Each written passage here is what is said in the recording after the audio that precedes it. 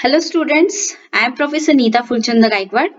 Welcome back in our free education channel English Master. So my all dear students, आज हम आपके class 10 का science and technology part 2 का जो text book है उसका लेसन नंबर 4 एनवायरमेंटल मैनेजमेंट यानी कि पर्यावरणीय व्यवस्थापन, यह जो लेसन है we are going to learn this lesson English with Hindi. So I am going to explain you full lesson in Hindi. आपको सारे कॉन्सेप्ट टर्म्स सभी मैं समझा दूंगी. सो चैनल को आपको लाइक करना है, शेयर करना है. अगर आपने सब्सक्राइब नहीं किया तो सब्सक्राइब कीजिएगा, बेल नोटिफिकेशन पर क्लिक कीजिएगा. लेसन नंबर 1, 2, 3 मैंने ऑलरेडी पढ़ाकर अपलोड कर दिया है. Please check the link below in the description box. ऊपर आई बटन पर भी आपको प्लेलिस्ट का लिंक मिल जाएगा. So let's start for today session. Environmental management. So dear students, in today's session we are going to learn about environmental management. Environment यानी क्या कि पर्यावरण और मैनेजमेंट यानी व्यवस्थापन. सो ये जो लेसन है पर्यावरणीय व्यवस्थापन. So this lesson is divided into five parts. So the part number 1 ecosystem review हम पढ़ेंगे यानी कि परिसंस्था का पुनरावलोकन. Second topic would be environment conservation यानी कि पर्यावरण का संवर्धन कैसे किया जाता है. देन बायोडाइवर्सिटी हॉटस्पॉट, जैव विविधताओं के संवेदनक्षम क्षेत्र हम देखेंगे. Then we are going to learn environment and ecosystem यानी कि पर्यावरण तथा परिसंस्था, इसमें डिफरेंस क्या होता है, इसका संबंध क्या है. एंड एनवायरमेंट मैनेजमेंट, आखिर में हम देखेंगे कि पर्यावरण संवर्धन तथा जैव विविधता जिसे कहते हैं वो आखिर में है क्या. So let's start for today session. और वापस से मैं कह देती हूँ, एक लाइक बनता है, शेयर भी बनता है और सब्सक्राइब जरूर कीजिएगा. सो कैन यू रिकॉल यानी कि थोड़ा सा याद कीजिए बच्चों. Question number 1, what is ecosystem, which are its different components यानी कि परिसंस्था क्या है और उसके अलग अलग जो विविध घटक है वो कौन से हैं. Number 2, which are the types of consumers? What are the types of their classification? यानी कि consumers यानी कि जो भक्षक होते हैं परिसंस्था में, तो उनके प्रकार कौन से हैं और वो प्रत्यक्ष रूप में किस पर निर्भर रहते हैं. Then the point number 3, question number 3, what may be the relationship between lake and birds on tree. Lake यानी जो तालाब है और बर्ड्स ऑन ट्री यानी कि पेड़ पर जो बैठे पंछी रहते हैं. सो इसमें क्या संबंध है, इनमें क्या संबंध है. Question number 4, what is difference between food chain and food web. Food chain का मतलब होता है भोजन श्रृंखला और फूड वेब का मतलब होता है भोजन का जो जाल है वह. तो इसमें डिफरेंस क्या है, ठीक है, वो हम लर्न करेंगे. सो आपको पहले सोचना है और मुझे इसके आंसर्स कमेंट बॉक्स में आप जरूर बताइएगा. Right the name and category of each of the component shown in picture. This is the diagram number 4.1 food chain. यहाँ पर हमने देखा कि फूड चेन, ठीक है, फूड चेन यानी कि भोजन श्रृंखला, फूड वेब यानी भोजन जाल. तो भोजन श्रृंखला यानी क्या कि यहाँ पर देखिए आपको क्या करना है कि आकृति में प्रत्येक घटक किस प्रकार में समाविष्ट है उसका नाम आकृति के सामने लिखना है, ठीक है. So and second question, what is necessary to convert this picture into food web, why. और इस आकृति को भोजन जाल का स्वरूप प्राप्त होने के लिए क्या आवश्यक है ये भी आपको बताना है.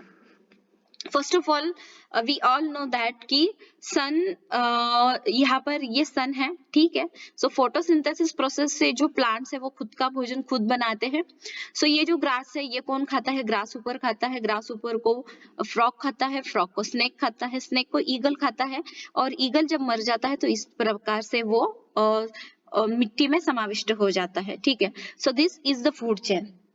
सो चलिए इकोसिस्टम और रिव्यू में हम देखेंगे, आपने हमें जितने भी क्वेश्चन अभी पूछे गए सभी क्वेश्चन का आंसर इसमें एक वन बाय वन आ जाएगा. परिसंस्था का पुनरावलोकन हम करेंगे. इकोसिस्टम यानी कि परिसंस्था is formed by biotic and abiotic factors and their interactions with each other. What is ecosystem? Question आ सकता है, ठीक है, important, very very important. So one liner question ये आपको 1 मार्क्स के लिए जरूर आएगा, फिल इन द ब्लैंक्स के लिए भी आ जाता है या फिर व्हाट इज इकोसिस्टम के लिए भी. सो आपको क्या आंसर लिखना है, ecosystem is form by biotic यानी जैविक घटक और बायोटिक यानी अजैविक घटक जो होते हैं और उनका परस्पर और उनमें पाई जाने वाली जो अंतरक्रिया है ये सभी मिलकर क्या बनता है, इकोसिस्टम यानी परिसंस्था बनती है. Each factor plays very important role in the ecosystem. परिसंस्था में हर एक घटक महत्वपूर्ण भूमिका प्ले करता है. Producers like plants are important. Producers यानी कि खुद का भोजन खुद तैयार करने वाले वनस्पति बहुत इंपॉर्टेंट है. हर्बीवर्स यानी कि शाकाहारी like deer, goat, sheep, cattle, horses, camel etcetera. Feeding upon producers are also important, यानी कि जो ये शाकाहारी जो प्राणी हैं ये भोजन के लिए वनस्पति पर डिपेंडेंट रहते हैं, यानी कि हिरन है या फिर उसके बाद भेड़ बकरियां, गाय भैंस, ऊंट घोड़े, ऐसे शाकाहारी प्राणी भी महत्वपूर्ण है।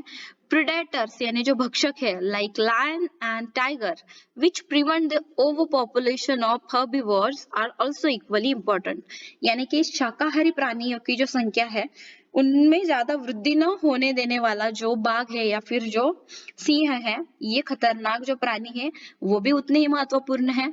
और क्वेश्चन में अराइज इन आवर माइंड, हमारे मन में एक सवाल जरूर आता है दैट वेदर द कैटरपिलर्स यानी कि जिससे बटरफ्लाई बनता है, ठीक है, सो इसको इल्लिया कहते हैं हिंदी में। कैटरपिलर्स फाउंड इन नेचर, वो हमें नेचर में दिखती है।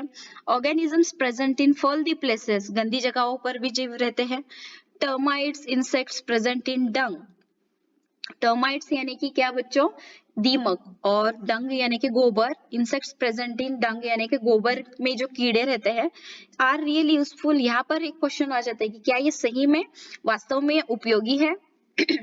However, those organisms are also important though they are dirty. वो गंदे हैं लेकिन फिर भी ये सजीव गंदे होने के बावजूद अधिक महत्वपूर्ण है। They are responsible for cleaning the environment. ये मुख्य रूप से प्रकृति की साफ सफाई करते हैं। It means that our existence is due to these factors present around us. Hence, we should care for these factors. Factor का मतलब होता है घटक, यानी कि अपने आसपास पाए जाने वाले इन घटकों के कारण ही अपना अस्तित्व बना हुआ है। सो हमें इन सभी घटकों की उचित देखभाल करनी महत्वपूर्ण है। थिंक यानी कि सोचो, इफ फॉलन फॉलेज इन फॉरेस्ट, यानी कि सालों साल जंगल में जो घास है, डेड ट्रीज है यानी कि जो टूटे हुए पेड़ है, कारकेसेस इन एंड अराउंड विलेजेस, और जो सालों साल जंगल में घास, पत्ते, टूटे हुए पेड़, गांव के परिसर में जो मृत जानवर हैं, कार्कसेस यानी कि जो मृत जानवर है, सो had not been decomposed for years, अगर इनका विघटन ही नहीं हुआ होता सालों साल तो क्या होता। डिस्कस यानी कि आपको क्या चर्चा करनी है, जीवो जीवस्य जीवनम, जीवो जीवस्य जीवनम, इसका आपको एक्सप्लेनेशन गूगल पर सर्च करना है, और अगर आपको पता है तो मुझे कमेंट्स में जरूर बताइएगा। सो चलिए मुझे आप बता दीजिए अभी question number 1, which are different trophic levels in food chain, भोजन श्रृंखला में विविध पोषण स्तर कौन से है। ट्रॉफिक यानी कि पोषण, ठीक है, ट्रॉफिक लेवल यानी पोषण के जो स्तर है वो कौन से हैं। And second question, what is energy pyramid, यानी कि ऊर्जा पिरामिड का अर्थ क्या है। लेट्स थिंक, सो चलिए सोचते हैं। A bird building nest on a tree feeds upon the fishes in near by pond, तो यहाँ पर क्या बताया है, पेड़ पर घोंसला बनाने वाला पक्षी पास के तालाब की मछलियां खाता होगा।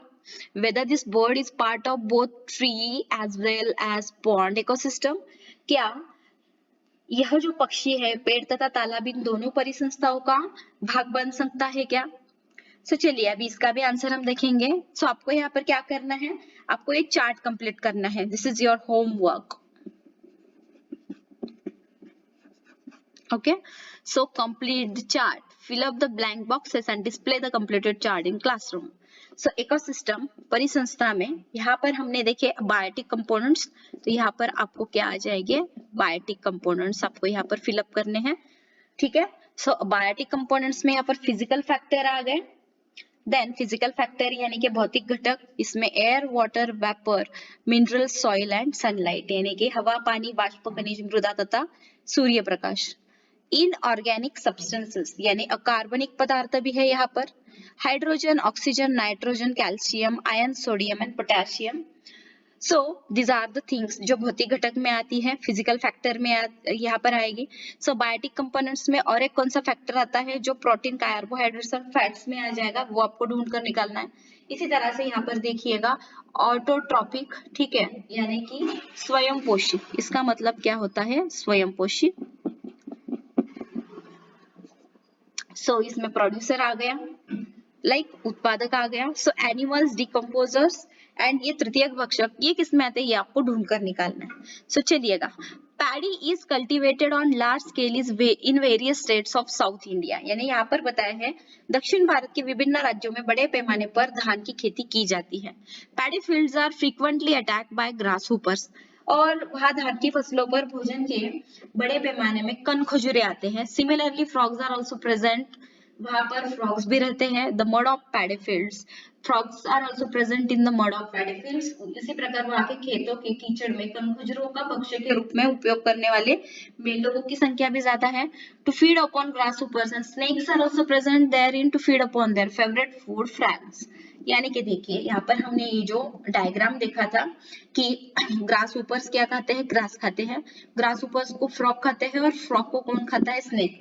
तो दक्षिण अफ्रीका में क्या होता है कि वहां पर जो धान की खेती है वहां पर तो ग्रासहॉपर्स अटैक करते थे, तो ग्रासहॉपर को खाने वाले वहां पर मेंढक भी है, और मेंढकों को खाने वाले वहां पर कौन है, स्नेक्स भी है। However if frog population declines all of sudden, यहाँ पर बताया, आपको पूछा गया है कि यदि अचानक वहां मेंढकों की संख्या में कमी आई तो क्या होगा। Question number 1, what will be the effect on paddy crop, धान की फसल पर क्या परिणाम होगा। ऑफ कोर्स ग्रासहॉपर्स पूरा धान खा जाएंगे। Number 2, number of which consumers will decline and which will increase, किस भक्षक की संख्या में वृद्धि होगी तथा किस भक्षक की संख्या में कमी आएगी।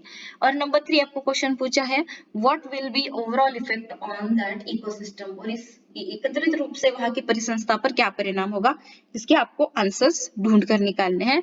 आपको वापस से पूछा गया है कि व्हाट इज एनवायरमेंट, यानी पर्यावरण यानी क्या, and what is included in environment, और पर्यावरण में क्या क्या आ जाता है। चलिए, relationship between environment and ecosystem, यानी कि पर्यावरण तथा परिसंस्था में क्या संबंध है।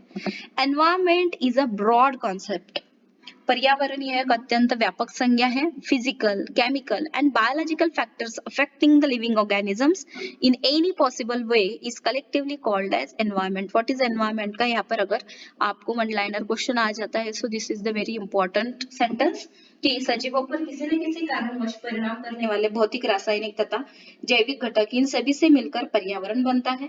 In short, environment is the condition in surrounding, यानी कि संक्षिप्त में पर्यावरण अर्थात आसपास की जो परिस्थिति है उसमें पाए जाने वाले, जो इट इंक्लूड्स मेरी बायोटिक जो सजीव है, अबायोटिक यानी जो बायोटिक यानी जो सजीव है, अबायोटिक यानी जो निर्जीव है, नेचुरल एंड आर्टिफिशियल फैक्टर्स, और इसी के साथ साथ प्राकृतिक एवं मानव निर्मित जो घटक है, इन सभी का इसमें संबंध आ जाता है। There are two main types of environment, environment के भी दो प्रकार हैं, one is natural environment and second is artificial environment. एक तो नैसर्गिक पर्यावरण है और दूसरा मानव निर्मित पर्यावरण है। Natural environment consists of air, atmosphere, water, land, living organisms, etc. तो जो हमारा प्राकृतिक पर्यावरण है उसमें हवा, वातावरण, जल, भूमि, सजीव आदि का समावेश होता है। Continuous interaction occur between biotic and abiotic factors. तो इनमें से जैविक तथा अजैविक घटकों में सतत अंतरक्रियाएं घटित होती है। So this is very important, और इसीलिए उनके परस्पर संबंध भी बहुत महत्वपूर्ण है। आर्टिफिशियल एनवायरमेंट यानी मानव निर्मित जो पर्यावरण है is also affecting the natural environment directly और इनडायरेक्टली, यानी कि मानव निर्मित जो पर्यावरण है इसका भी प्राकृतिक पर्यावरण पर प्रत्यक्ष और अप्रत्यक्ष रूप से प्रभाव पड़ रहा है। Basically environment consist of two basic factors, one is biotic factors and two is abiotic factors, यानी कि पर्यावरण में दो घटक बहुत ही महत्वपूर्ण है, दैट इज जैविक और अजैविक घटक। The science that deals with the study of interactions between biotic and abiotic factors of the environment is called as ecology. What is ecology अगर क्वेश्चन आ जाता है, so ये वन लाइनर क्वेश्चन हो जाएगा कि the science deals that deals with the study of interactions between biotic and abiotic factors of the environment is called as ecology, यानी कि परिस्थितिकी का अध्ययन करने के लिए जिस मूलभूत, यानी कि परिस्थिति यानी क्या कि जैविक तथा अजैविक घटक इनके आंतरिक संबंधों का अध्ययन करने वाला जो विज्ञान है, ठीक है, सो उसे इकोलॉजी यानी कि परिस्थितिकी कहते हैं। Basic functional unit used to study the ecology is called as ecosystem, और परिस्थितिकी का अध्ययन करने के लिए जिस मूलभूत कार्यात्मक जो पॉइंट्स है जिनका उपयोग किया जाता है उसे हम क्या कहते हैं, इकोसिस्टम यानी परिसंस्था कहते हैं, ठीक है। सो ध्यान में रखिएगा, environment consist of many ecosystems, कि पर्यावरण में अनेक परिसंस्थाओं का समावेश होता है। We have studied some ecosystems in earlier classes. पिछली कक्षा में आपने तो पढ़ा ही है। A small pond is an ecosystem whereas the earth is largest ecosystem. यानी कि विचार किया जाए तो पानी का एक छोटा सा गड्ढा भी एक परिसंस्था है, तो हमारी पृथ्वी सबसे बड़ी परिसंस्था है। In brief, biotic and abiotic factors occupying a definite geographical area and their interactions collectively constitute the ecosystem.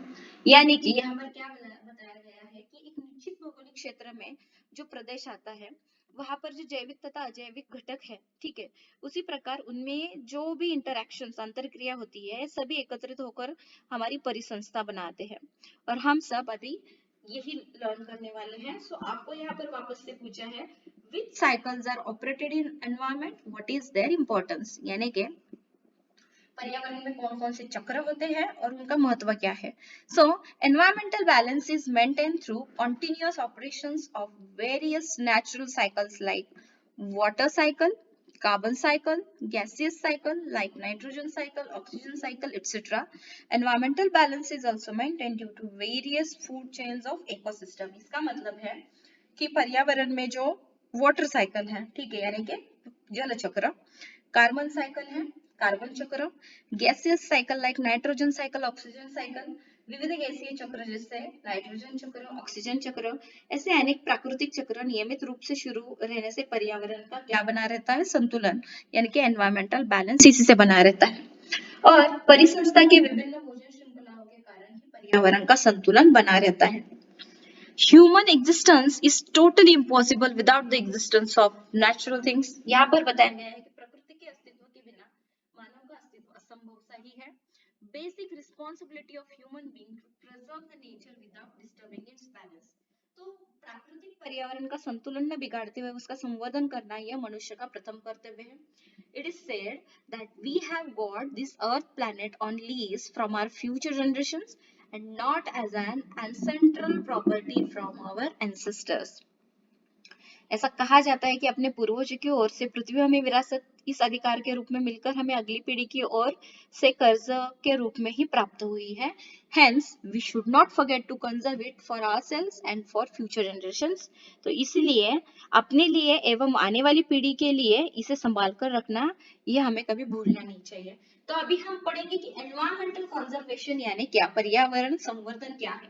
तो इसके लिए आपको पूछा है Which factors affect the environment and why? पर्यावरण में कौन कौन से घटक प्रभाव डालते हैं और कैसे? Then what will happen if number of consumers in environment goes on increasing gradually? पर्यावरण में भक्षकों की संख्या अगर बढ़ गई तो क्या होगा? And number 3, what will be the effect of industry established on river bank on the river ecosystem?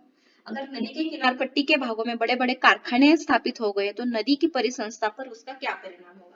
So चलिए लर्न करेंगे when some natural factors of environment and some artificial polluted factors harm the environment, it creates imbalance between various factors of the environment and ultimately affects the existence of biotic factors. तो बच्चों क्या है कि पर्यावरण में जो मौजूदा कुछ प्राकृतिक घटक है, ठीक है, तथा कुछ मानव निर्मित दूषित घटक है, ठीक है, सम आर्टिफिशियल पॉल्यूटेड फैक्टर्स, यानी कि जो मानव निर्मित जो दूषित घटक है जब पर्यावरण को वो हार्म यानी कि जब वो हानि पहुंचाते हैं तब पर्यावरण में समाविष्ट अनेक घटकों में असंतुलन निर्माण हो जाता है, इम्बैलेंस आ जाता है।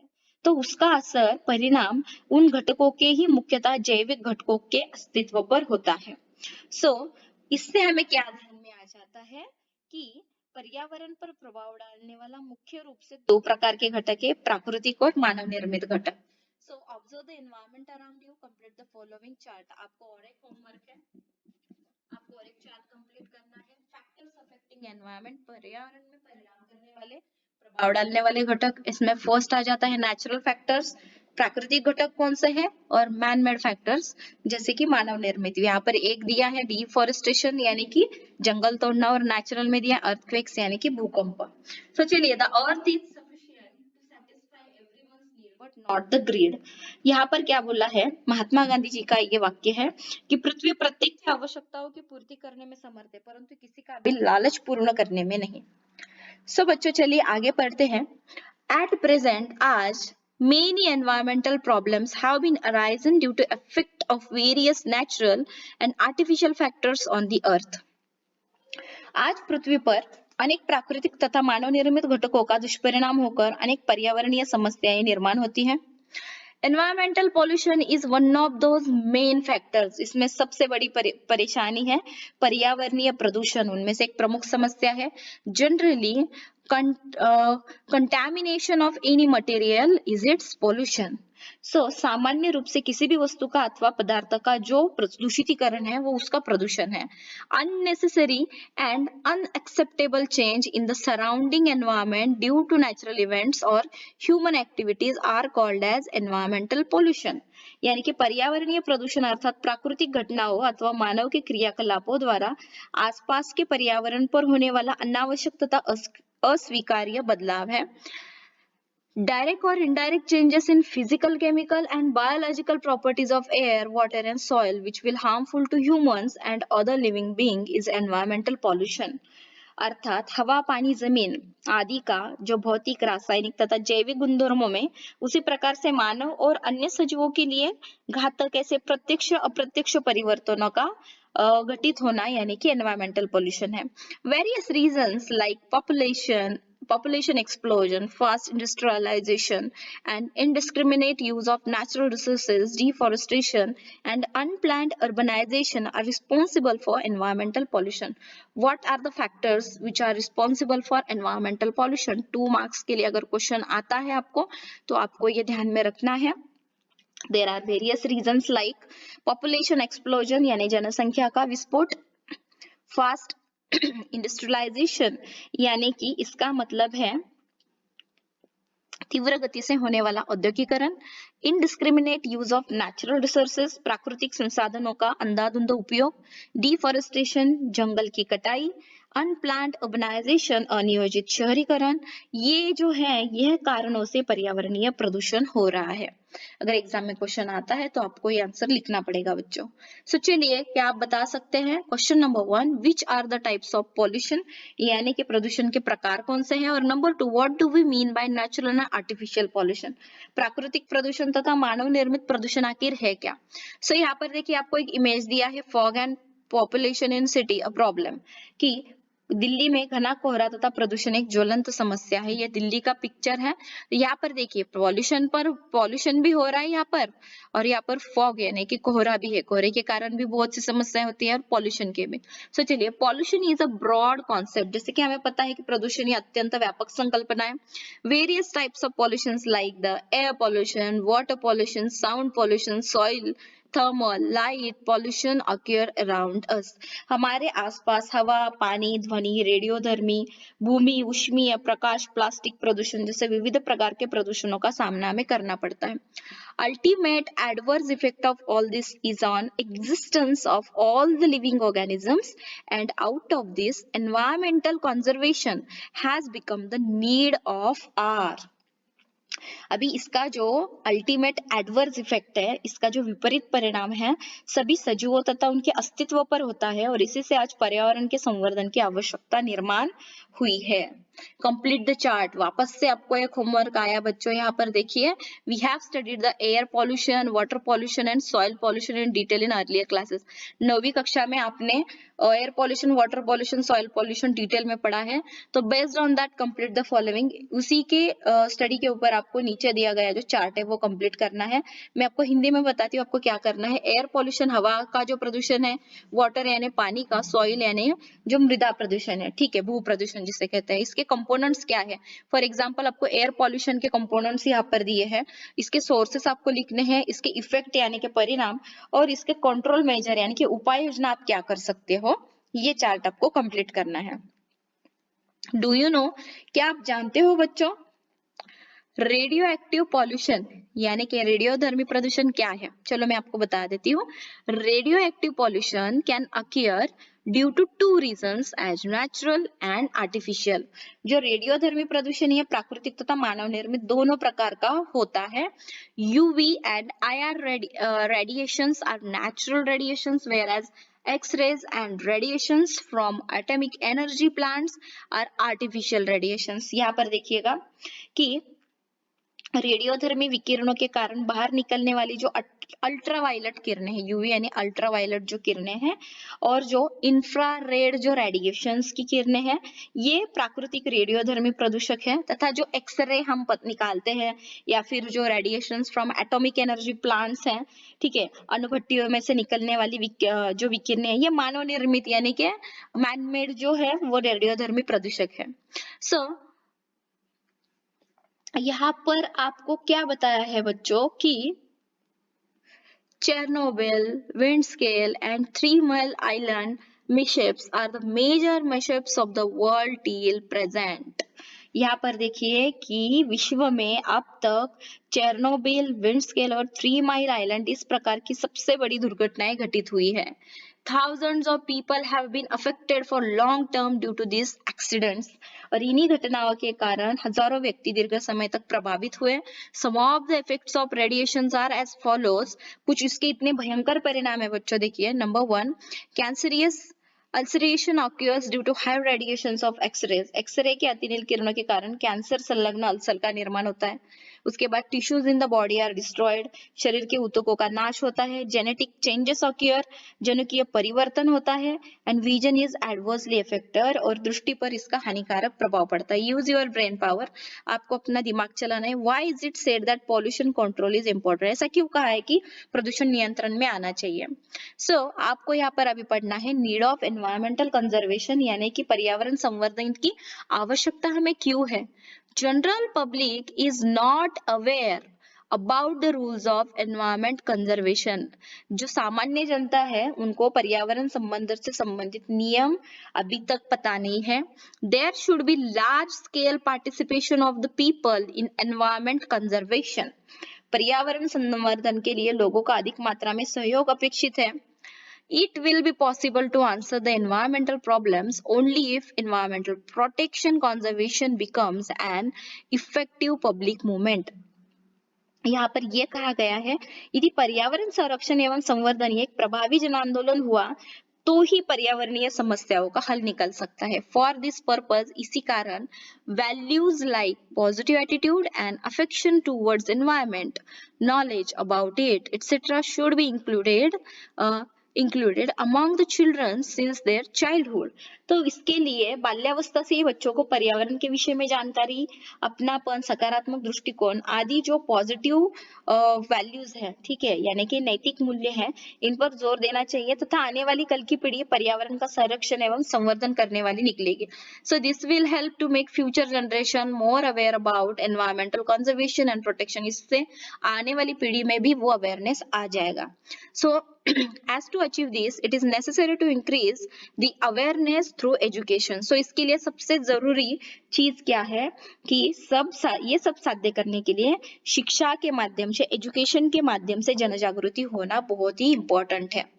Today, all the developing and underdeveloped countries have accepted the responsibility of environmental protection. आज विश्व के सभी यानी डेवलप्ड जो विकसित देश है, डेवलपिंग जो विकसनशील देश है, और जो अंडर डेवलप कंट्रीज है, जो अविकसनशील राष्ट्र है, उन्होंने पर्यावरण के संवर्धन की जवाबदारी को स्वीकार किया है।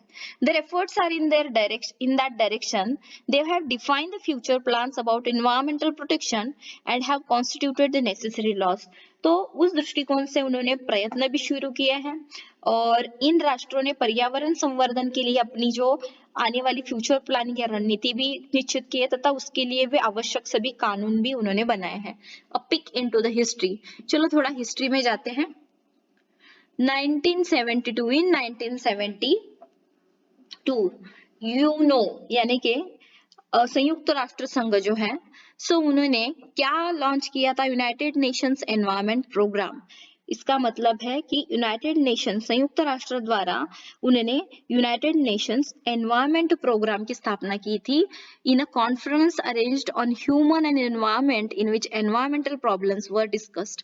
1972 में यूनो यानी कि संयुक्त राष्ट्र संघ द्वारा स्टॉकहोम यहाँ आयोजित मानवीय पर्यावरणीय परिषद में पहली बार पर्यावरण विषय की समस्या की चर्चा की गई और वहां पर यूनाइटेड नेशंस एनवायरनमेंट प्रोग्राम की स्थापना की गई। आफ्टरवर्ड्स उसके बाद बाद इन इंडिया भारत में a separate environmental department had been established after through discussion on environmental problems. इसके बाद भारत में जब चौथी पंचवार्षिक योजना आई तो पर्यावरणीय समस्याओं पर चर्चा करने के लिए पर्यावरण सुसूत्रीकरण समिति के माध्यम से स्वतंत्र रूप से पर्यावरण विभाग की स्थापना की गई। Ministry of Environment and Forest is involved in planning, inducting and increasing awareness about environment and forest through various programs since 1985। तो भारत में देखिए इंडिया में 1985 से 1985 से पर्यावरण और वन मंत्रालय पर्यावरण कार्यक्रमों का जो नियोजन है, प्रवर्तन है, प्रबोधन करने का कार्य वो कर रहे हैं। तो आपको और एक होमवर्क है, that is complete the chart. Nowadays, we are observing the environmental degradation everywhere। आज हम सभी जगह पर पर्यावरण की जो हानि हो रही है वो देख रहे हैं। Complete the flow chart given besides with the help of environment. So यहाँ पर देखिए आपको चार्ट में क्या करना है। सो बीच में क्या दिया है, नीड ऑफ एनवायरमेंटल कंजर्वेशन, पर्यावरण संवर्धन की आवश्यकता क्यों है। दो आपको पॉइंट्स यहाँ पर दिए, बाकी के चार आपको लिखने हैं। The first point, to maintain the balance in nature, प्रकृति का संतुलन बनाए रखने के लिए। और सेकंड वाला जो दिया है, to solve the natural and artificial problem, प्राकृतिक मानव निर्मित समस्या के निराकरण हेतु। बाकी के चार पॉइंट्स आपको यहाँ पर फिलअप करके आपके टीचर को दिखाने हैं। सो चलिए अभी हम देखेंगे environmental conservation our social responsibility, ये हमारी सामाजिक जवाबदारी है, पर्यावरण संवर्धन। Since existence of human, there is interrelationship between human and environment। पर्यावरण तथा मानव, इनका संबंध मानव के अस्तित्व के समय से ही है। Human stepped on the earth long after formation of earth। पृथ्वी पर मनुष्य के कदम उसके निर्माण के बहुत लंबी अवधि के बाद पड़े। On the earth, human being proved its superiority as compared to other animals with the help of characters like intelligence, memory, imaginary ability, etc। तो मनुष्य ने पृथ्वी पर अपनी जो बुद्धिमत्ता है, जो स्मरण शक्ति है, जो कल्पना शक्ति है, ये जो मूल्य है, इनके आधार पर अन्य सजीवों की अपेक्षा अपना स्थान श्रेष्ठ बनाया। Human established domination over the nature, और अपनी मूल्यों के आधार पर उसने प्रकृति पर अपना प्रभुत्व भी स्थापित किया। Human utilized all the natural resources as much as possible. प्रकृति ने मानव को जो भिन्न भिन्न प्रकार की साधन संपत्ति दी है, in an attempt to live a satisfactory life, human kept on snatching from the nature as much as possible and this led to increase in problems। तो क्या हो गया बच्चों की, यह जो साधन संपत्ति है नैसर्गिक, इसका भरपूर उपयोग किया गया है और सुखी समृद्ध जीवन जीने के लालच में उसी प्रकृति से जितना ले सकता था उतना लेते ही रहा मानव, और इसी स्वयं के प्रगति विकास प्रक्रिया में प्राकृतिक पर्यावरण का ह्रास होने की जो है वो शुरुआत हो गई और इसी से पर्यावरणीय समस्या में वृद्धि होने लगी। फ्रॉम दिस एंटायर सिनेरियो, इस सभी चीजों से वी कैन अंडरस्टैंड, हमें एक समझ में आया that human has crucial role in maintaining the environmental balance, कि ह्यूमन यानी कि इससे हमें एक बात ध्यान में आती है कि आज पर्यावरण संतुलन में मानव की भूमिका बहुत ही महत्वपूर्ण है। If human has disturb the environmental balance, अगर मनुष्य ने प्राकृतिक पर्यावरण का जो एक बैलेंस है उसको डिस्टर्ब किया, so then human itself only can conserve and improve the quality of nature. तो ये मनुष्य की जवाबदारी है ना कि उसका संवर्धन करे और उसको वापस से उसी जगह पर लेके आए। मेनी टाइम्स, बहुत बार क्या होता है, general public is unknown that its activities are harmful to environment and thereby unknowingly many activities happen. हमारे द्वारा की जाने वाली कृतियां पर्यावरण के लिए घातक होगी, सामान्यतः यह बात साधारण लोगों को मालूम ही नहीं होती और अनजाने में उनके हाथों से कुछ घटनाएं घटित रहती है।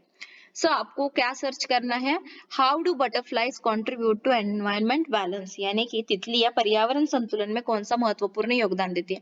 गूगल करने पर आपको इंफॉर्मेशन मिल जाएगी। डू यू नो, क्या आपको पता है बच्चों, laws enacted about environmental conservation, forest conservation act 1980। तो यहाँ पर देखिए, पर्यावरण संवर्धन के विषय में तैयार किए गए कानून में वन संवर्धन अधिनियम 1980, यह एक कानून लागू हुआ है। इसके तहत the land reserve for forest conservation has been prohibited to use for any other purposes by this law, यानी कि इसके द्वारा वन संरक्षण हेतु वनों के लिए आरक्षित की गई जगह अन्य किसी भी कारण के लिए उपयोग न करने पर प्रतिबंध लगाया गया है। For example, permission of central government is compulsory for mining activities। अगर खोदकाम करना है तो केंद्र सरकार की अनुमति लेना बंधनकारक है। And any person who disobeys this law is entitled to imprisonment for 15 days. अगर कोई यह कानून तोड़ता है तो उसको अपराधी मानकर 15 दिन की कैद या फिर जो बाकी की शिक्षा है वो देने का प्रावधान किया गया है। लेट्स डिस्कस, चलो चर्चा करते हैं। Collect the information about Chipko movement and discuss between two groups of your class about its importance in present situation. Chipko आंदोलन जो हुआ था, हिस्ट्री में हमने पढ़ा है, तो उसको आपको गूगल पर जाकर सर्च करना है, information about Chipko movement. And आपके क्लास में 2 ग्रुप आपको डिवाइड करने हैं और उसके आज की परिस्थिति में वो आंदोलन की हमें कितनी आवश्यकता है वो आपको ढूंढ के निकालनी है। Internet is my friend. Online देखिए यहाँ पर sound pollution control and prevention rule 2000, आपको क्या ढूंढना है? ध्वनि प्रदूषण कानून एवं नियंत्रण का जो 2000 में एक यहाँ पर लॉ कानून विकसित हुआ है वो ढूंढना है, इसके बारे में इंफॉर्मेशन लेनी है। देन सेकेंड वाला जो है बायोमेडिकल वेस्ट यानी जैव वैद्यकीय कूड़ा, मैनेजमेंट एंड हैंडलिंग रूल 1998 में जैव वैद्यकीय कूड़ा व्यवस्थापन या फिर नियंत्रण के लिए जो कानून बना है वो, और e waste management and handling rule 2011 में ई कूड़ा व्यवस्थापन एवं नियंत्रण अधिनियम का जो कानून है, इन तीनों के बारे में आपको डिटेल में गूगल पर जाकर सर्च करना है। ओके, सो एनवायरमेंटल कंजर्वेशन एक्ट 1986 यानी कि वन्यजीव संरक्षण कानून, एनवायरमेंटल कंजर्वेशन एक्ट 1986। तो यहाँ पर हम पढ़ेंगे पर्यावरण संरक्षण अधिनियम 1986। पर्पस ऑफ दिस एक्ट, यह भी एक कानून है। Purpose of this act is to control the pollution and punish the person और इंस्टीट्यूट्स हार्मिंग द एनवायरमेंट। इसके तहत क्या होता है? प्रदूषण पर नियंत्रण रखना, पर्यावरण को हानि पहुंचाने वाले व्यक्ति अथवा संस्था पर कार्यवाही होती है। एनी पर्सन और factory is prohibited by this act from releasing the pollutants in atmosphere beyond the permissible limit. So इस अधिनियम के अंतर्गत, इस कानून के अनुसार किसी भी उद्योग को निर्धारित मापदंडों की अपेक्षा अधिक जो पॉल्यूटेंट यानी जो प्रदूषक है उसको वातावरण में निष्कासित छोड़ने का अधिकार नहीं है। The person breaching this rule is entitled for either 5 year imprisonment और फाइन ऑफ ₹1 लाख। जो ये कानून का पालन नहीं करता उसको अपराधी मानकर उसको 5 साल जेल हो सकती है या फिर उससे 1 लाख रुपए तक का दंड भरना पड़ता है।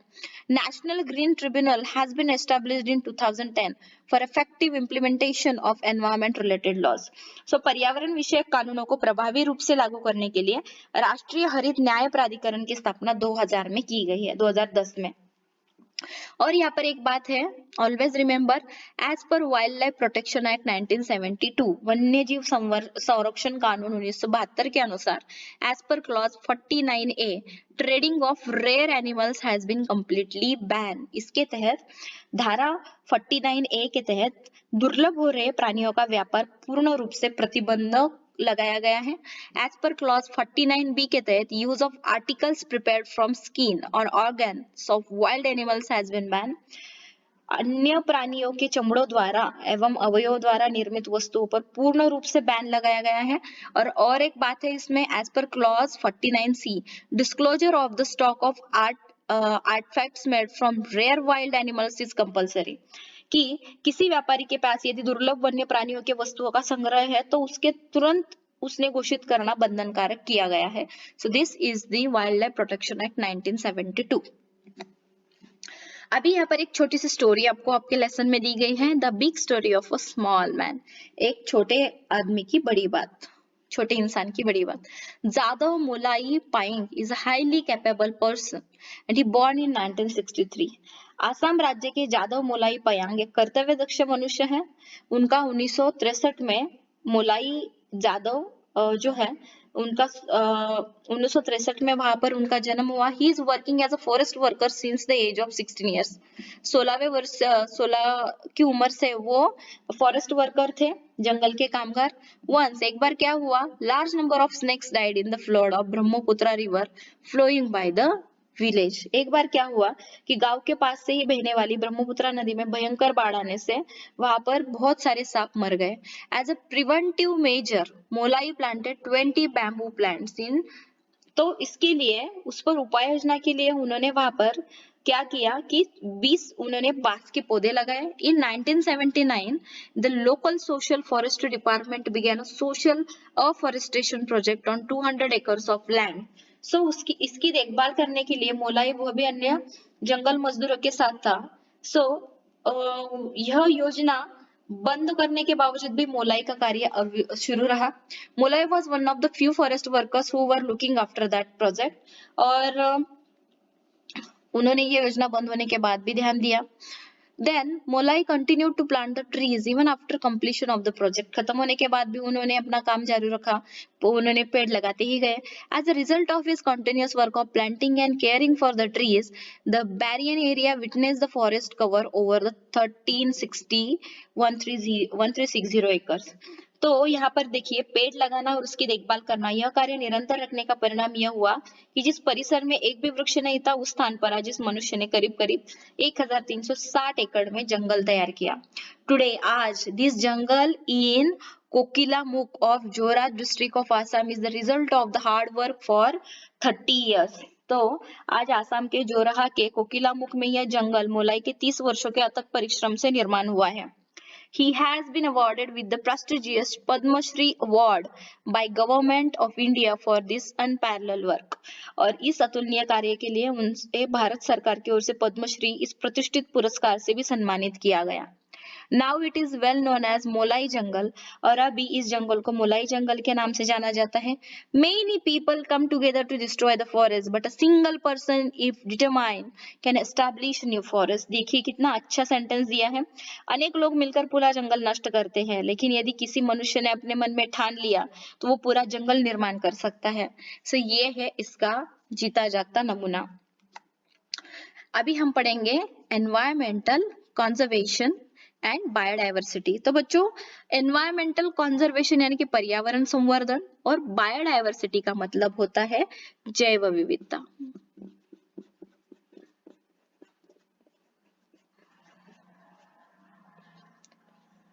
जैव विविधता, ठीक है। Most harmful effect of the environmental pollution occurs on the living organisms. क्या होता है कि पर्यावरण प्रदूषण का सबसे घातक परिणाम यह लिविंग ऑर्गेनिजम्स यानी कि सजीवों पर होता है। और have you seen some examples of this in your area? क्या आपके आसपास के परिसर में इस प्रकार की घटनाओं का आपने देखा है? Our living world had been richly diverse, कि हम पृथ्वी पर हमारी सजीव सृष्टि या विविधताओं से भरी पड़ी है। It consisted of varieties of plants and animals। इसमें विविध प्रकार की वनस्पतियां तथा प्राणियों का अस्तित्व है। However, we are not able to see some specific animals about which we had listened from our earlier generations। लेकिन आज हम देखते हैं कि आपने पिछली पीढ़ियों द्वारा सुने गए कुछ विशिष्ट प्राणी हैं, वो हमें देखने के लिए नहीं मिलते। Who is responsible for this? इसके लिए कौन जिम्मेदार है? Biodiversity is the richness of living organisms in nature due to presence of varieties of organisms। बच्चों सजीवों की जातियां का विविध प्रकार तथा विविध प्रकार की परिसंस्था, इन सभी के कारण उस स्थान पर प्रकृति को सजीव सृष्टि की समृद्धि प्राप्त होती है। And biodiversity occurs at 3 different levels. अभी देखिए जैव विविधता भी 3 डिफरेंट लेवल पे आती है। अगर एग्जाम में क्वेश्चन आ जाता है define biodiversity and explain the 3 different levels. So biodiversity क्या है और उसके 3 प्रकार क्या है, सो वो आपको लिखने हैं। So the first type of this genetic diversity यानी कि आनुवंशिक विविधता इसको कहते हैं। Occurrence of diversity among the organisms of same species is genetic diversity। एक ही जाति के सजीवों में पाई जाने वाली विविधता को आनुवंशिक विविधता कहते हैं। For example each human being is different from other, कि प्रत्येक मनुष्य दूसरे की अपेक्षा थोड़ा तो भिन्न रहता है। Possibility of wiping out the species arises if there is decrease in the diversity within the species whose members involved in sexual reproduction। इससे पहले का लेसन में हमने सेक्सुअल एंड और सेक्सुअल रिप्रोडक्शन पढ़ा है, तो आप एक बार वो जरूर थर्ड वाला लेसन लर्न करो। यानी कि पुनरुत्पादन प्रक्रिया में सहभागी होने वाले सजीवों में यह आनुवंशिक विविधता कम हुई तो धीरे धीरे उस जाति के नष्ट होने का खतरा भी बना रहता है। स्पेसीज डाइवर्सिटी यानी कि प्रजातिकी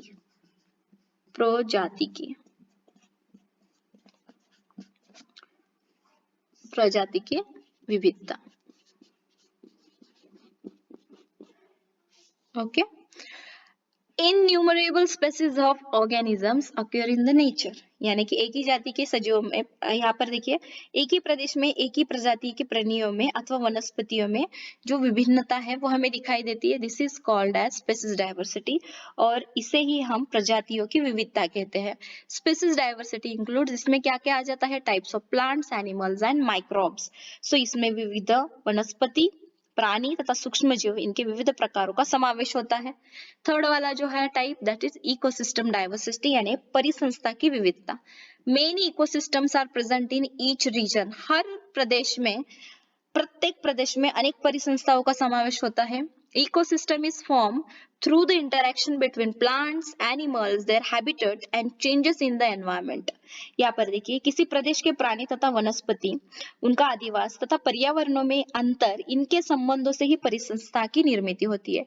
each ecosystem has its own characteristics, हर एक जो इकोसिस्टम है, प्रत्येक परिसंस्था के अलग अलग टाइप्स होते हैं। कैरेक्टरिस्टिक्स यानी कि वैशिष्ट्य, यानी कि animals, plants, microbes and abiotic factors, प्राणी, वनस्पति, सूक्ष्म जीव और अजैविक घटक वहां पर भिन्न भिन्न होते हैं। Ecosystem are also of two types, are natural and artificial. तो प्राकृतिक तथा मानव निर्मित इस दो प्रकार की भी स्वतंत्र परिसंस्थाएं होती है। There should be positive attitude of human being towards the environment for welfare of entire living world. सभी सजीवों के कल्याणार्थ मानव की पर्यावरण के प्रति सकारात्मक भूमिका का होना बहुत ही आवश्यक है, और इसी कारण हेतु फॉलोइंग रोल्स आर इम्पोर्टेंट। आपको क्या करना है, you can be a conservator, आपको यहाँ पर कौन सी भूमिका निभानी है, संगठक, मार्गदर्शक, organiser, guide, plant friend etcetera. यानी कि आपको यहाँ पर संगठक, मार्गदर्शक, वृक्ष मित्र, इनमें से कौन सी भूमिका आप करना पसंद करोगे। Describe about the role you wish to perform and your plans for that. So आपको इसके बारे में जानकारी कलेक्ट करनी है और जानकारी थोड़ी लिखकर आपके जो भी टीचर्स हैं उनको दिखानी है। ओके, सो यहाँ पर देखिए सैक्रेड ग्रोव्स, यानी कि इसको हिंदी में कहते हैं देवराई। The forest conserved in the name of God and considered to be sacred is called as sacred grove. यानी कि ईश्वर के नाम पर आरक्षित एवं पवित्र समझे जाने वाले वनों को देवराई कहते हैं। These are in fact sanctuaries conserved by the society and not by the government forest department. परंपरा से चले आ रहे हैं जंगल सरकार के वन विभाग द्वारा न संभालकर समाज द्वारा संभाले गए अभयारण्य भी कहते हैं, सैंक्चुरीज यानी अभयारण्य। As it has been conserved in the name of God, it has special protection. ईश्वर के नाम पर इनका कंजर्वेशन यानी कि देखभाल की जाती है, इसके लिए इसको अलग ही प्रकार की सुरक्षा प्रदान होती है। These clusters of thick forests are present not only in Western Ghats of India but in the entire country. तो यहाँ पर देखिए भारत के केवल पश्चिम घाटों में ही नहीं तो पूरे भारत में घने जंगलों के रूप में यह समूह दिखाई देता है। More than 13,000 sacred groves have been reported in India. So भारत में ऐसे 13,000 से भी अधिक देवराई वन की सूची अभी तक अभिलिखित की गई है। Where are such sacred groves in Maharashtra, कहाँ पर है ये, make a list and visit with your teacher. आपको उसकी लिस्ट बनानी है और अपने टीचर के साथ वहां पर विजिट भी कीजिए। सो एनलिस्ट एंड डिस्कस, सूची बनाइए और चर्चा कीजिए। Some symbols are given below, कुछ आपको सिंबल्स दिए गए हैं नीचे, सांकेतिक चिन्ह। Find the meaning of those symbols in relation to environment conservation, make a list of other such symbols. तो इनका मीनिंग क्या होता है वो आपको ढूंढकर निकालना है, और इसी तरह के बाकी के जो सिंबल्स है, ठीक है, तो वो आपको ढूंढकर उनके अर्थ लिखने हैं। तो आपकी जानकारी में पाए चिन्ह यहाँ पर आपको चिपकाने हैं, ठीक है। इस तरह से आपको एक ये छोटा सा होमवर्क है, ये कर आपको क्लासरूम में आपके टीचर को आपको दिखाना है। How can biodiversity be conserved, यानी कि जैव विविधताओं का संवर्धन कैसे करेंगे। सो ये अगर एग्जाम में क्वेश्चन आ जाता है तो यहाँ पर this is the answer. Number 1, protecting the rare species of organisms, दुर्लभ जातियों के सजीवों का संरक्षण करना। Number 2, establishing national parks and sanctuaries, राष्ट्रीय उद्यानों एवं अभयारण्यों का निर्माण करना। Number 3, declaring some region as bio reserves, कुछ क्षेत्रों को आरक्षित जैव विभाग के रूप में घोषित करना। Number 4, projects for Conservation of special species, विशिष्ट प्रजातियों के संवर्धन के लिए विशेष प्रकल्प शुरू करना। Number 5, conserving all plants and animals, प्राणियों एवं वनस्पतियों का संवर्धन करना, ऑब्जर्विंग द रूल्स, कानून का पालन करना, and number 7 maintaining record of traditional knowledge, पारंपरिक ज्ञान को अभिलिखित करके रखना। सो ये बहुत ही इंपॉर्टेंट क्वेश्चन रहेगा। How can biodiversity B conserve, तो ये एग्जाम में क्वेश्चन आ सकता है, तो इसको आप लर्न करके रखिएगा। ओके, सो टिल नाउ, आज तक We have studied the rules and regulations about environment conservation. हमने पर्यावरण संवर्धन तथा संरक्षण संदर्भ में नियम कानून क्या है इसका तो हमने स्टडी किया। Conservation and protection in this lesson. Many people in the society are voluntarily coming together to perform this noble work. So समाज में स्वयं प्रेरणा से अनेक लोग एकत्रित होकर भी इस प्रकार का कार्य कर रहे हैं। Many institutes at state, national and international level are involved in this area. तो राज्य, राष्ट्रीय, उसी प्रकार अंतरराष्ट्रीय स्तरों पर भी अनेक बड़ी संस्थाएं कार्य कर रही हैं। चलो थोड़ा सा इसके बारे में हम यहाँ पर इंफॉर्मेशन कलेक्ट कर लेते हैं, तो आपको समझ में आने के लिए आसानी हो जाएगी। So I am going to explain you. Voluntary organisations का मतलब होता है स्वयं सेवी संस्था। Number 1 Bombay Natural History Society Mumbai, Mumbai की बॉम्बे नेचुरल हिस्ट्री सोसाइटी है। Number 2 CPI environment group new Chennai. Number 3 Gandhi peace foundation environment cell Delhi में जो है। देन द चिपको सेंटर जो तेहरी गढ़वाल में है। Number 5 centre for environment education Ahmedabad में जो है।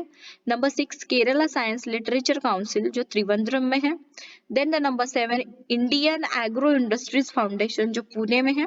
And number 8 Vikram Sarabhai community science centre Ahmedabad. So this are the 8 voluntary organisation, स्वयं सेवी संस्था। और यहाँ पर देखिए इंटरनेशनल एनवायरमेंटल ऑर्गेनाइजेशन, अंतरराष्ट्रीय स्तर पर पर्यावरणीय संस्था जो है।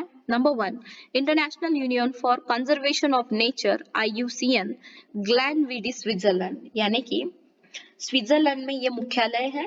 प्राकृतिक और प्राकृतिक संसाधनों की अंतरराष्ट्रीय संवर्धन संस्था।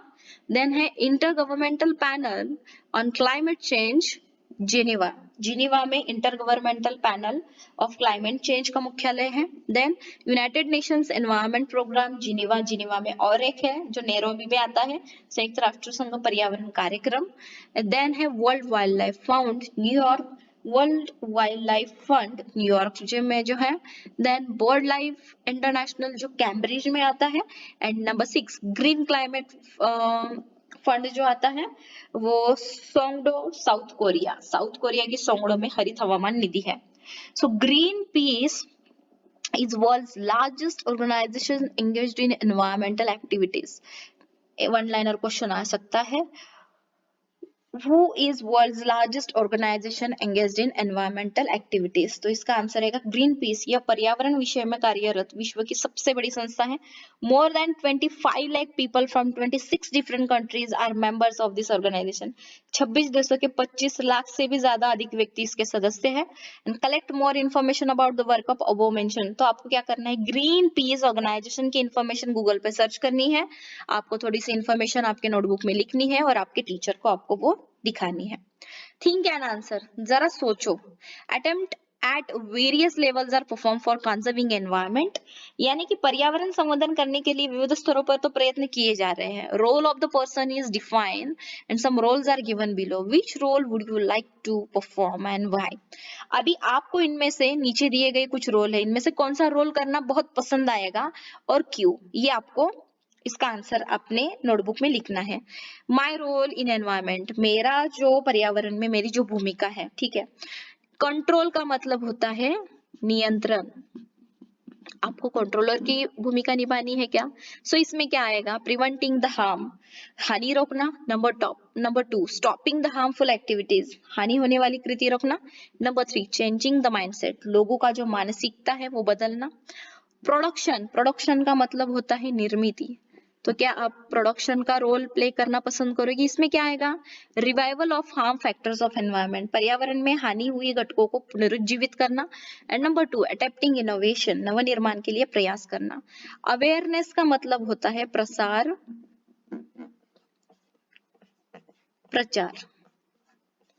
इसमें क्या आता है, एजुकेशन, इसमें आपको उनको उसके बारे में एनवायरमेंटल अवेयरनेस के बारे में एजुकेशन शिक्षा देनी पड़ेगी, गाइडेंस उनको देना पड़ेगा, मार्गदर्शन रहेगा, अवेयरनेस यानी जन जागृति करनी पड़ेगी, इमिटेशन यानी अनुकरण, ऑर्गेनाइजेशन संगठन एंड पार्टिसिपेशन प्रत्यक्ष सहभाग, आपको लोगों में ये अवेयरनेस प्रचार प्रसार करना पड़ेगा। प्रिवेंशन का मतलब होता है कि प्रतिबंध।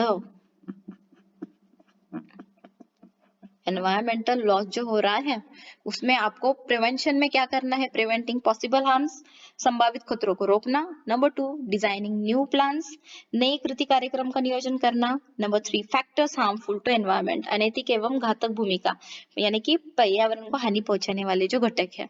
उसके बाद है प्रिजर्वेशन। प्रिजर्वेशन यानी कि यहाँ पर इसका मतलब होता है रक्षण करना। तो आपको इसमें रोल क्या रहेगा, preserving whatever has been left over, जो बाकी है उनका रक्षण करना। दूसरा है remedies to prevent further loss, हानि हुए घटकों की पुनः हानि न होने के लिए क्या उपाय योजना आप करेंगे। नंबर 3 है प्रिजर्विंग अननोन रीजन्स, अभी तक जहां हानि नहीं हुई उनका रक्षक करना और अज्ञात क्षेत्र का संरक्षण करना। कंजर्वेशन जो हमने अभी तक पढ़ा यानी कि संभालना, संवर्धन करना। तो क्या आपको ये रोल पसंद आएगा करने के लिए, तो इसमें आपको क्या करना है, कंजर्विंग द अवेलेबल रिसोर्सेस, उपलब्ध साधन को आपको संभाल कर रखना है। So these are the 6 roles, इसमें से आपको कौन सा करना है और क्यों करना है ये आप नोटबुक में लिख लीजिएगा। हॉटस्पॉट्स ऑफ बायोडाइवर्सिटी, जैव विविधता के जो संवेदनशील क्षेत्र है, 34 highly sensitive biodiversity spots are reported all over the world.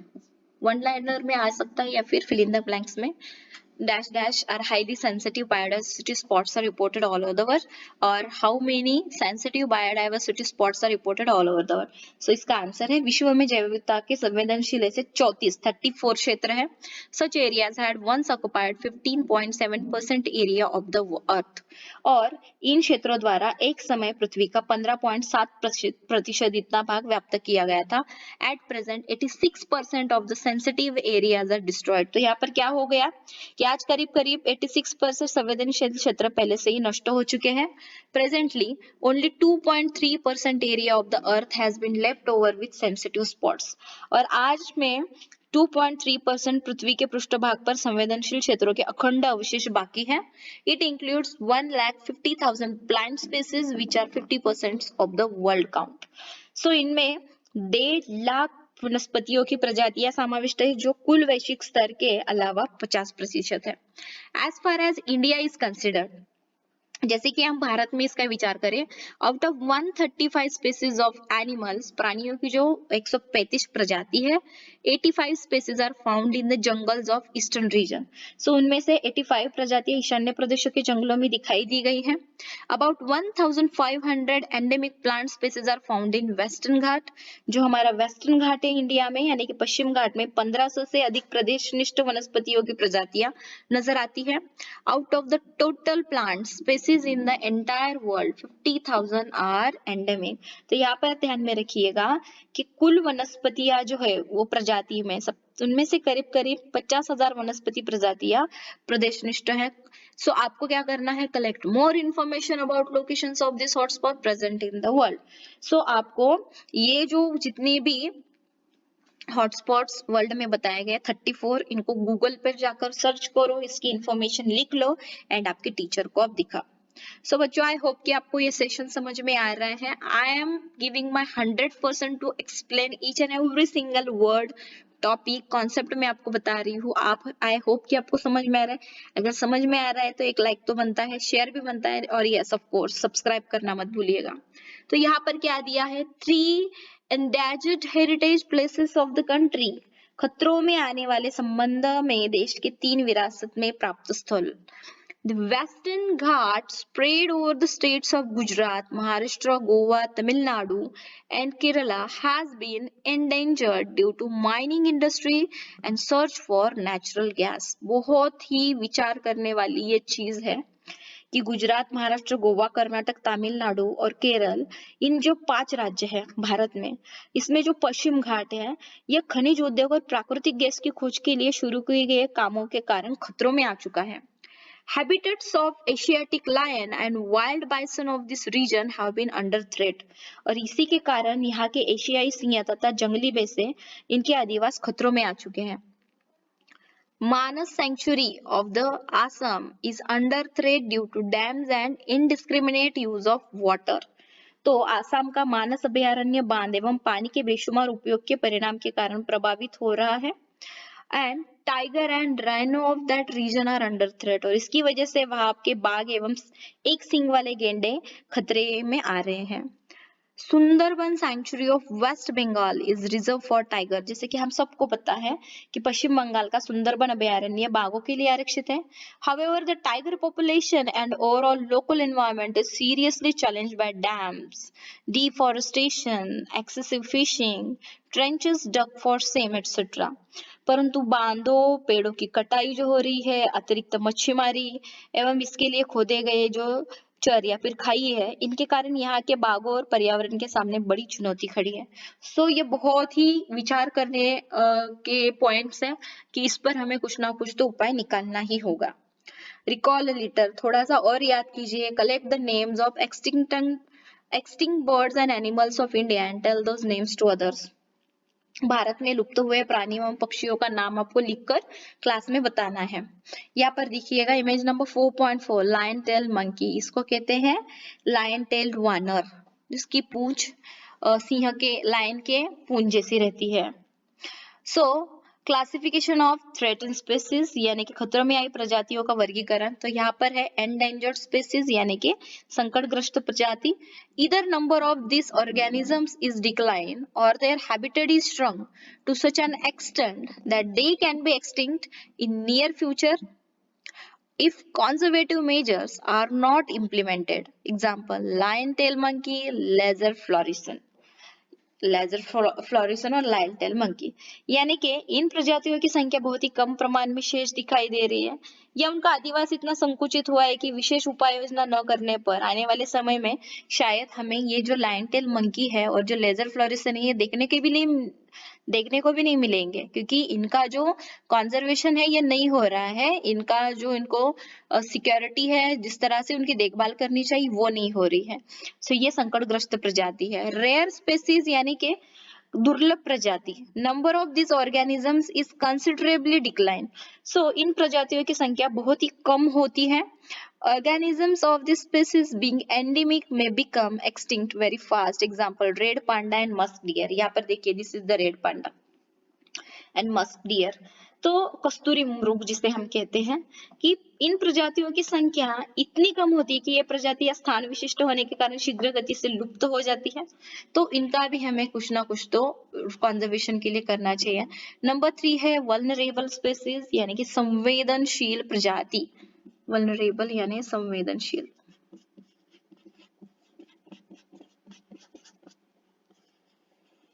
संवेदनशील प्रजाति. Number of this organisms extremely less and continuous decline. इनकी संख्या भी कम होती है और ये लगातार कम ही होती जा रही है. Continuous decline in their number is worrisome reason. Example, tiger and lion. जैसे कि बहुत चिंता की बात है कि इनमें इन प्रजाति के विषय में चिंता का कारण पट्टे वाले बाघ और गिर के सिंह देखने के लिए नहीं मिल रहे ज्यादा. इनडिटर्मिनेट स्पेसीज यानी कि अनिश्चित प्रजाति. These organisms appear to be endangered, but due to their some behavioral habits like shyness, there is no definite and substantial information.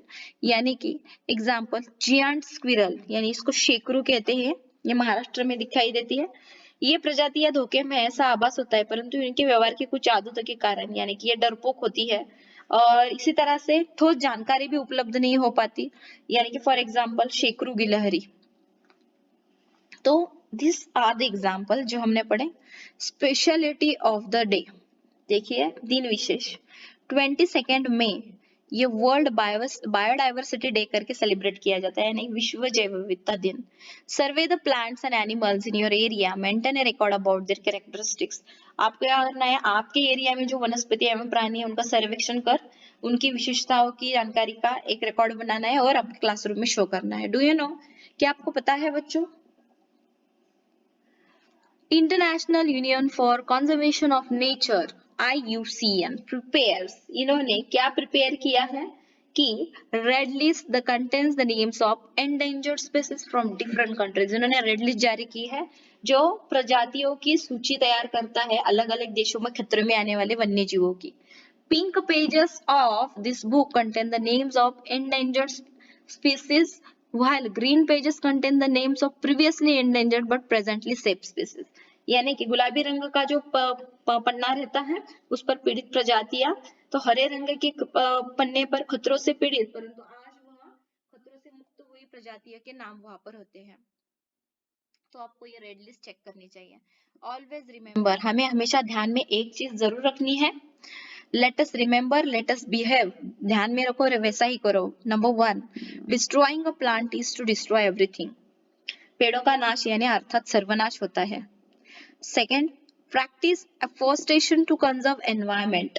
रक्षा करने पर्यावरण चले करे वनीकरण। नंबर 3, फॉरेस्ट इज वेल्थ, यानी कि वनश्री यही Dhanashree. 4, environmental protection is value education, पर्यावरण शिक्षा यही मूल्य शिक्षण। Provident use of paper is prevention of deforestation, कागज का उपयोग करें कम अर्थात पेड़ की कटाई पर लगाम रहे हरदम। And number 6, to practice the environmental protection is to development of human society, पर्यावरण रक्षण की हो आज तो ही होगा मानव विकास। And number 7, pure air pure water is key to healthy life, स्वास्थ्य की कुंजी शुद्ध हवा और शुद्ध पानी।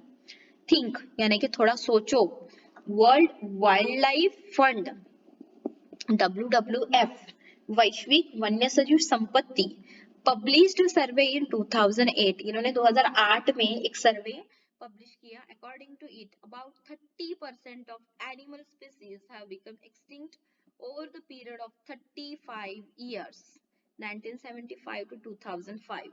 What will happen in future if this continues at its, यानी कि वैश्विक WWF ने, वर्ल्ड वाइल्ड लाइफ फंड ने 2008 में एक अहवाल प्रकाशित किया। इसके अनुसार पिछले 35 वर्षों में यानी कि 1975 से लेकर 2005 में विश्व के प्राणियों की सामान्यतः 30% प्रजातियां नष्ट हुई हैं। इसी प्रकार यदि शुरू रहा तो आगे जाकर क्या होगा, ठीक है, इस पर विचार करो। सो आई होप कि आपको एनवायरमेंटल मैनेजमेंट का ये लेसन बहुत ही अच्छी तरह से समझ में आया। थोड़ा सा होमवर्क आपको करने के लिए दिया है, वो तो आपको करना ही होगा, बिकॉज अगर आप खुद पढ़ाई नहीं करोगे, खुद ढूंढोगे नहीं वो चीजों की इंफॉर्मेशन, तो आपको भी उसकी इंफॉर्मेशन की जो एक ऐसे बोलते हैं ना कि एक इंटरेस्टिंग जो चीज रहती है कि जब आप मन लगाकर पढ़ते हो तो आपको समझ में आता है। तो यहाँ पे यही चीज है, जो होमवर्क दिया है वो कंप्लीट करो, जो मैंने सिखाया है उसके आप रिवीजन करो, तो बोर्ड के एग्जाम में 101% आप बहुत ही अच्छे स्कोर करोगे। सो हम जल्दी ही मिलते हैं नेक्स्ट लेक्चर में बच्चों, तब तक के लिए take care of yourself, family, friends. Thank you so much and bye bye.